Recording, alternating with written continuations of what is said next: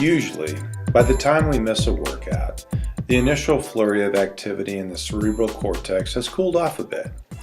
Not because the reasons for exercising have suddenly become less logical or less true, but simply because we have stopped thinking those thoughts as often.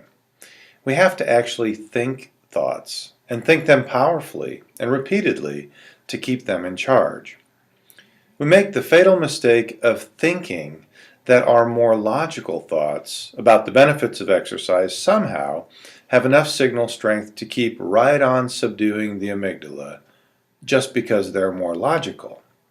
And that would be very wrong. In the world of neurobiology, the strongest signal gets the nod every time.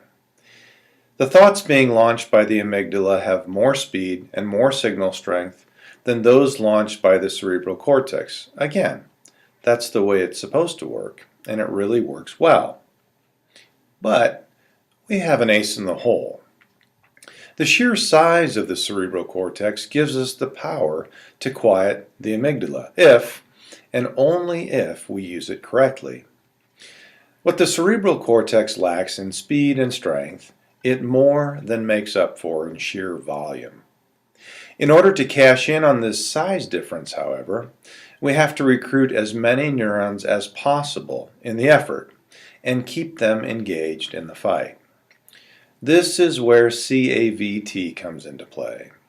CAVT, Cognitive Audio-Video Technique, is really a multidisciplinary, multisensory approach that is aimed at engaging as much of the cerebral cortex in this fight as humanly possible. The amygdala would be quite happy if we simply used a small portion of the cerebral cortex, the prefrontal cortex, in the fight.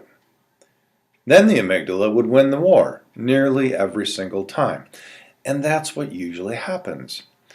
The prefrontal cortex is typically the only portion of the cerebral cortex that gets engaged in this fight. That's the region of the brain that we use to actually realize that exercise would be good for us and to make that decision to start the exercise program. In the prefrontal cortex, we have planned the exercise program, orchestrated those thoughts in accordance with our internal and our long-term goals, and abstracted the idea that something that feels uncomfortable now, exercise, is good because of what it does for us in the long run. It's in the prefrontal lobe that we have worked out the details of getting to the gym and executing that function. The problem is that all of these wonderful functions that can be executed by the prefrontal cortex really don't stand much of a chance of stopping the strong and fast and relentless amygdala, at least not without some assistance, serious assistance. Here is where CAVT begins to emerge as a major player.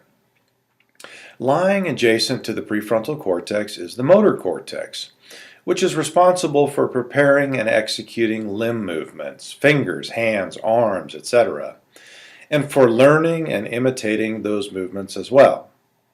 To bring the motor cortex into the fight, we're going to have to write out our thoughts on paper, or type them in a computer, text them in a phone, and not just once, but over and over again.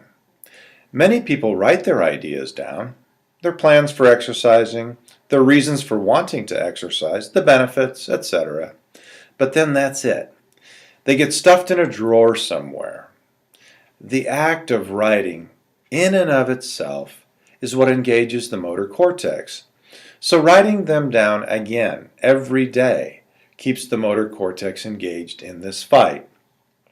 Each time we write down our plans, our reasons, and our preferred ways of thinking about exercising, we're creating new connections in the motor cortex, even if they were the same ideas we wrote down yesterday. It's the act of writing, coordinating the movement of the hands and the fingers, that brings this region of the cerebral cortex into the fight. Now, moving back a bit in the brain, the next lobe is the parietal lobe, which contains the sensory cortex. This region of the brain processes all of our sensations, touch, texture, etc. feeling that pencil in our hand, feeling our fingers on the keyboard or the text pad. These are the sensations that are processed when we type or write or text. Together, the motor and the sensory cortex use quite a bit of cognitive horsepower to write down, text, or type an idea or thought. The number of synapses that must be fired and connected to complete a written thought, as opposed to simply thinking that same thought, is exponentially greater. Thus, we now have recruited those sensory systems into the fight as well.